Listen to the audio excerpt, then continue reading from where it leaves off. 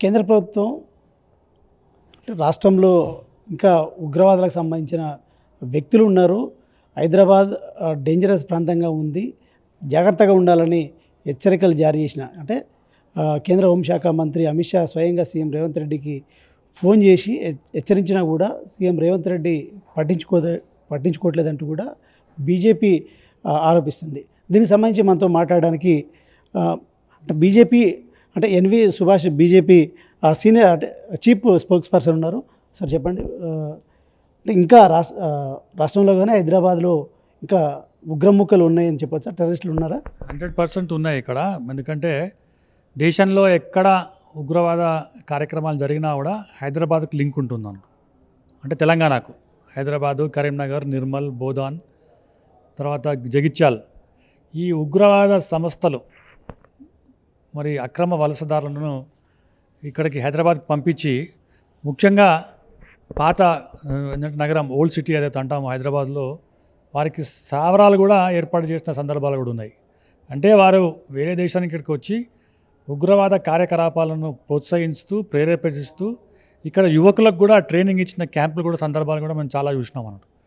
ఇటీవల పహల్గాన్లో జరిగిన ఏదైతే అమాయకులైన టూరిస్టులను 26 మందిని పుట్టనబెట్టుకున్న ఈ యొక్క టెర్రరిస్టులు పాకిస్తాన్ నుంచి వచ్చిన వాళ్ళకు దేశ ఆర్థిక మన అంటే జస్ట్ హోం మంత్రి చాలా క్లియర్గా ప్రతి ఒక్క రాష్ట్ర ముఖ్యమంత్రులకు ఫోన్ చేసి స్వయాన మాట్లాడి ఇటువంటి సంస్థలు ఎవరైతే ఉన్నారో అక్రమ వలసదారులు ఎవరైతే ఉన్నారో వారిని మీరు ఏంటంటే గుర్తించి వారికి ఏంటంటే వాళ్ళకి పాస్పోర్ట్ ఉన్నా కూడా తర్వాత వాళ్ళకు వీసా ఉన్నా కూడా వీసా గడువు ఉన్నా కూడా పాకిస్తాన్ ముఖ్యంగా పాకిస్తాన్ను తిరిగి పంపించాలని చెప్పి చాలా క్లియర్గా చెప్పడం జరిగింది.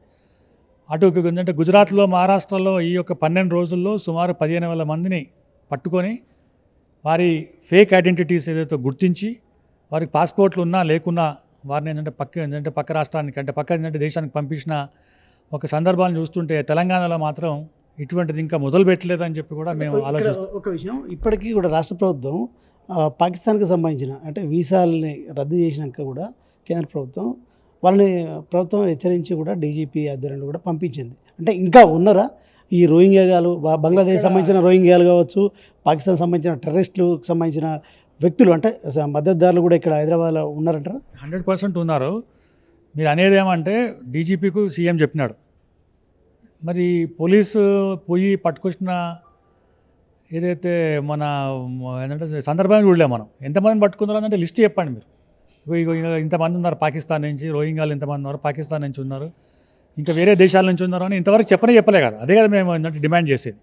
పక్క రాష్ట్రాల్లో గుజరాత్లో మహారాష్ట్రలో ఆల్రెడీ క్లియర్గా పట్టుకొని పేపర్ల ఫోటో కూడా చూపెట్టినారు. వాళ్ళందరినీ మొత్తం కింద కూర్చోబెట్టి వెరిఫై చేసి పంపిస్తున్నారు. అమెరికాలో ఎట్లయితే ఇల్లీగల్ ఇమిగ్రెంట్స్ను పంపించినారో అట్లనే గుజరాత్ మహారాష్ట్రలో ఇస్తున్నారు. మన తెలంగాణ రాష్ట్రంలో ఎందుకు చేస్తారని చెప్పి మేము డిమాండ్ చేస్తున్నాం. అంటే ఇది ఎవరికన్నా భయపడుతున్నారా? మీ ఓట్లు ఏమైనా పోతున్నాయా? అంటే ఎవరికి భయపడుతున్నారని మీ ఉద్దేశం? ఓవైసీ గారికి భయపడుతుంటారు, ఎంఐకి భయపడుతున్నారు. మొన్న ఎమ్మెల్సీ ఎన్నికల్లో కూడా వాళ్ళకి సపోర్ట్ చేసినారు కదా. మళ్ళీ ఎమ్మెల్సీ ఎన్నికల్లో కూడా సపోర్ట్ చేస్తున్నారు. రేపు మళ్ళీ ఎన్నికలు జరిగినప్పుడు ఏమైనా సపోర్ట్ చేస్తారని చెప్పి అటువంటిది ఏమైనా ఉందా? నేను ఏమంటున్నాను, ఓవైసీ గారు, అసదుద్దీన్ ఓవైసీ గారు ఈ దేశ ఏంటంటే పౌరుడు. ఆయనే హైదరాబాద్ పార్లమెంటు సభ్యుడు. ఏంటంటే 5 సార్లు గెలిచినారు. వారికి కూడా బాధ్యత ఉంటుంది. వారికి ఇంకెక్కువ బాధ్యత ఉంటుంది. వారు ఏం చేయాలి? వాళ్ళు పోయి ఏంటంటే పట్టుకొని ప్రభుత్వానికి అప్పగించాలి. తద్వారా ప్రభుత్వం ద్వారా వాళ్ళని డిపోర్ట్ చేస్తారు. మీరు ఓవైసీకి సీఎం రేవంత్ రెడ్డి భయపడుతున్నారు మీరు అంటున్నారు. ఒకవేళ అట్లా భయపడితే కేసు ఏదైనా హైదరాబాద్లో జరగాలని జరిగితే అంటే ఉగ్రవాదులకు ఇప్పటికి కూడా అంటే పాకిస్తాన్కి హైదరాబాద్ టార్గెట్గా ఉంది. అంటే కేంద్రం కూడా హెచ్చరికలు జారీ చేసింది. అలానే జరిగితే పెద్ద మొత్తంలో నష్టపోవడం కావచ్చు, సామాన్య ప్రజలు కూడా బలయ్యే అవకాశం ఉంది కదా. మరి ఇట్లా సపోర్ట్ చేయడం కరెక్ట్ అంటారా? మేము అదే అంటున్నాం. దేశంలో ఎక్కడ ఏదైనా కార్యక్రమాన్ని జరుగుతాయి, ఇటువంటి ఉగ్రవాద సంస్థలు ఏదైనా ఎక్కడైనా ఏదంటే బ్లాస్టింగ్ కానీ జరిగితే ఆ లింక్ ఏంటంటే హైదరాబాద్కు ఉంటుంది. అంటే హైదరాబాద్లోనే చాలా క్లియర్గా ఈ ఉగ్రవాద సంస్థలు కార్యక్రమాలు ఉన్నాయి, ట్రైనింగ్ క్యాంప్స్ ఉన్నాయి అని చెప్పి నేను చెప్తలేను, భారతీయ జనతా పార్టీ చెప్తలేదు, ఎన్ఐఏ చెప్తుంది, సిబిఐ చెప్తుంది, మన ఆర్మీ ఇంటెలిజెన్స్ చెప్తుంది, రా చెప్తుంది. ఇంతమంది చెప్పినా కూడా మీరు ఎందుకు ఏంటంటే పట్టుకుంటలేరు, ఎందుకు వాళ్ళని తీసుకొస్తలేరు, ఎందుకు వాళ్ళని ఏంటంటే పంపిస్తలేరు అనే దాని మీద వస్తున్నాడు. ఇక్కడ భయపడు కాదు, ఒక నేషనల్ సెక్యూరిటీ ఇష్యూ ఇది. ఇలా మీరు ఎక్కడ ఉన్నా కూడా అమాయక ప్రజలు బలి అవుతారు కదా. రేపు పొద్దున జరగదాన్ని జరిగితే అమాయక ప్రజలు అవుతారు. ఎందుకంటే ఇప్పుడు వారేంటంటే తప్పు చేసినారు. అందుకోసం ఇమ్మీడియట్గా గుర్తించి వాళ్ళని పంపించండి అని చెప్పి మేము అడుగుతున్నాం.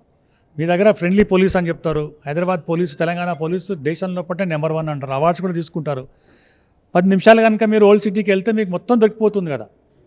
వారిని ఏంటంటే ఎందుకు పట్టుకుంటలేరు అని చెప్పి అంటున్నాం మేము పార్టీ ఇచ్చిన పిలుపు ప్రకారం మా కార్యకర్తల దగ్గర నుంచి, నాయకుల దగ్గర నుంచి ఎంఆర్ఓ ఆఫీస్కి వెళ్ళినారు. ప్రతి జిల్లాలో జిల్లా కలెక్టర్ దగ్గరికి వెళ్ళినారు. మెమరాండం ఇచ్చినారు.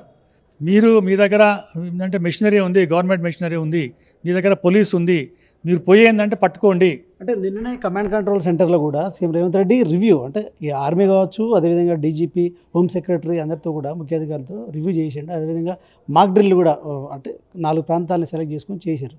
అంటే రాష్ట్ర పరంగా, ప్రభుత్వ పరంగా కూడా నా బాధ్యతను చేస్తున్న, పార్టీలకు అతీతంగా అందరూ సహకరించాలంటూ కూడా సీఎం రేవంత్ రెడ్డి చెప్పిండు. మరి మీరేమో ఆ విధంగా అంటున్నారు? మేమేమంటున్నాం, సహకరించాలి. ఇవాళ మీరు క్యాండిల్ లైట్ ఏంటంటే మార్చ్ చేస్తున్నారు అంటే దాన్ని మేము ఏంటంటే వ్యతిరేకిస్తలేం కదా, ఆహ్వానిస్తున్నాం. వెరీ గుడ్, మంచిగా చేయండి. కానీ ఈ బాధ్యత కూడా ఉంది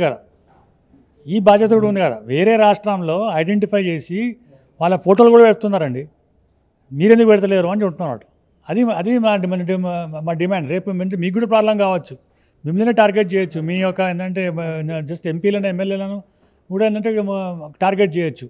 ఇది దేశ భద్రతకు సంబంధించిన విషయం. ఇది చాలా సెన్సిటివ్ మ్యాటర్. దీన్ని ఇమీడియట్గా యాక్షన్ తీసుకోవాలని చెప్పి మేము డిమాండ్ చేస్తున్నాం. అంటే యుద్ధం జరగబోతుంది, యుద్ధం జరిగే అవకాశాలు మెండుగా ఉన్నాయంటూ కూడా ప్రచారం జరుగుతుంది. అంటే యుద్ధం జరిగితే దేశవ్యాప్తంగా అంటే ఇటు పాకిస్తాన్ కూడా అటాక్ చేసే అవకాశాలు ఉన్నాయి. ఈ నేపథ్యంలో భాజపా తరపున రాష్ట్ర ప్రజలకి ఏం చెప్తారు? మనం జాగ్రత్తగా ఉండాలి. మీ పక్కన ఎవరైనా, చుట్టుపక్కల వాళ్ళు ఎవరైనా ఉండి వాళ్ళ కార్యకలాపాల మీద మీకు కనుక అనుమానం కనుక వస్తే తక్షణమే పోలీసుకు ఏంటంటే రిపోర్ట్ చేయండి. మా ఏంటంటే భాజపా కార్యకర్తలకు రిపోర్ట్ చేయండి. మీ మీద కూడా బాధ్యత ఉంది. ఒక పోలీసు, ఆర్మీ మీద, ప్రభుత్వం మీద కాదు, ప్రతి ఒక్క దేశంలో ఉన్న ప్రతి ఒక్క పౌరుడి మీద బాధ్యత ఉంది. దేశభక్తి చాటుకోవాలంటే ఇది ఇంత మంచి అవకాశం ఇంకా ఎప్పుడు రాదన్నట్టు. అలాగే రేవంత్ రెడ్డి గారు కూడా దేశభక్తి కనుక మొత్తం చాటుకోవాలంటే నేను భారత పౌరుడిని, నేను భారతదేశానికి సపోర్ట్ చేస్తా అని అటు రేవంత్ రెడ్డి, ఇటు ఓవైసీ ఇద్దరు కనుక అనుకుంటే, వాళ్ళు కనుక చాటించుకోవాలంటే ఇంత మంచి అవకాశం మీకు ఎప్పుడు రాదు. ఎందుకంటే మోదీ గారు ఎప్పుడు ఒక్కొక్కసారి చూడండి, మోదీ గారు వచ్చిన తర్వాత తక్కువైపోయినాయి ఇటువంటి. ఈ అవకాశం ఎప్పుడు రాదన్నట్టు. సో మీ యొక్క బాధ్యతను గుర్తిస్తున్నాం. మేము మళ్ళీ గుర్తు చేస్తున్నాం. మీరు బాధ్యత కలిగా వ్యవహరించండి, పట్టుకోండి, పంపించండి. Thank you. అంటే హైదరాబాద్లో ఉగ్రవాదుల మూలాలు ఉన్నాయని కేంద్రం హెచ్చరించినా కూడా సీఎం రేవంత్ రెడ్డి పట్టించుకోవట్లేదు. దీనికి ప్రధాన కారణం ఓవైసీకి భయపడి సీఎం రేవంత్ రెడ్డి ఈ విధంగా చేస్తున్నట్టు కూడా ఎన్వి సుభాష్ చెప్తున్నారు. అదేవిధంగా సీఎం రేవంత్ రెడ్డి దేశభక్తిని చాటుకోవాలంటే ఖచ్చితంగా అప్రమత్తంగా రాష్ట్ర ప్రజల్ని ఉంచాలి. అదేవిధంగా ఎలాంటి ఇబ్బందులు జరగకుండా చర్యలు చేపట్టాలంటూ కూడా చెప్తున్న పరిస్థితి. Cameraman Srikanth, Srinivas, mega 9 TV, Hyderabad.